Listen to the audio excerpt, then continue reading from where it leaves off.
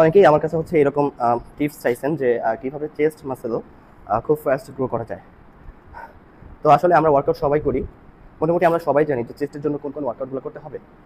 কিন্তু প্রবলেম যেটা হয়, আমরা যখন সেটা করতে যাই মাঝে মাঝে দেখা যায় যে আশেপাশে কাউকে দেখানোর জন্য আমরা একটু হেভি ওয়েট নিয়ে ফেলি।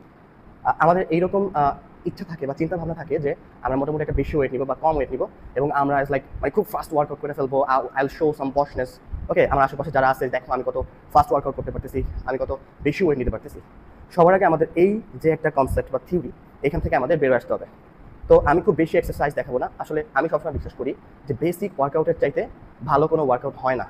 আপনারা যত পারবেন ফেন্সি ওয়ার্কআউটগুলোকে অ্যাভয়েড করবেন আর বেসিকের উপরে থাকবেন, কারণ আমার এক্সপিরিয়েন্স থেকে বলতে পারি basic workout is always best. তো এটা হচ্ছে আমার ইনক্লাইন ব্যাচ প্রেস, আর আমার লাস্ট সেট মোটামুটি সবচেয়ে হেভি একটা ওয়েট নিচ্ছি আমার মানে স্ট্রেংথ অনুযায়ী এটা অনেক হেভি। তো এই লাস্ট সেটে আইসা আমার এই ভিডিওটা করার মানে হচ্ছে আমি জাস্ট এটাই শো করতে চাচ্ছি যে ওয়েট বেশি হোক অথবা ওয়েট কম, সেট ফার্স্ট হোক অথবা লাস্ট, প্রত্যেকটা রেপিটেশন আমাদের ফিল করতে হবে। লাইক এই যে আমি ওয়ার্কআউটটা করতেছি, দেখা যায় আমরা জিমে ম্যাক্সিমাম ওয়ার্কআউটগুলো আমাদের হাত দ্বারা করি।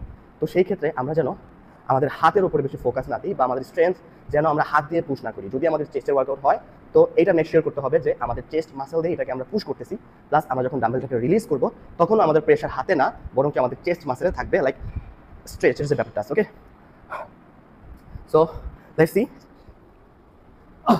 তো আপনারা আমার প্রত্যেকটা রেপিটেশন খেয়াল করবেন যে আমার পুশিংয়ের যে ব্যাপারটা, তারপরে ওয়েটটা নিচে রিলিজ করার পরে কিছু সময় যে একটু হোল্ড করার ব্যাপারটা, আর দেন আবার পুশ করার ব্যাপারটা।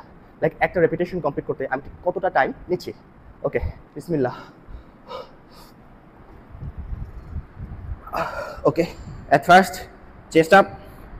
আমি যখন ডাম্বেলটাকে নিচে নামাবো অবভিয়াসলি ব্রিথ ইন করবো। ওকে,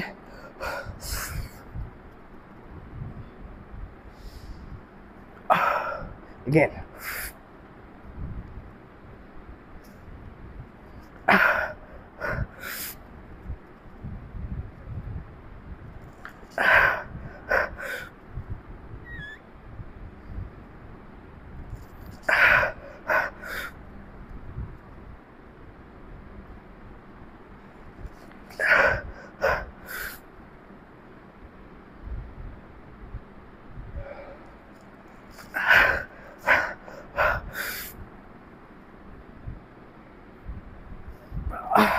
আমি জানি না আমি কয়টা রেপিটেশন করতে পারছি, তবে আমি অনেক খুশি যে আমার প্রত্যেকটা রেপিটেশন পারফেক্ট ছিল।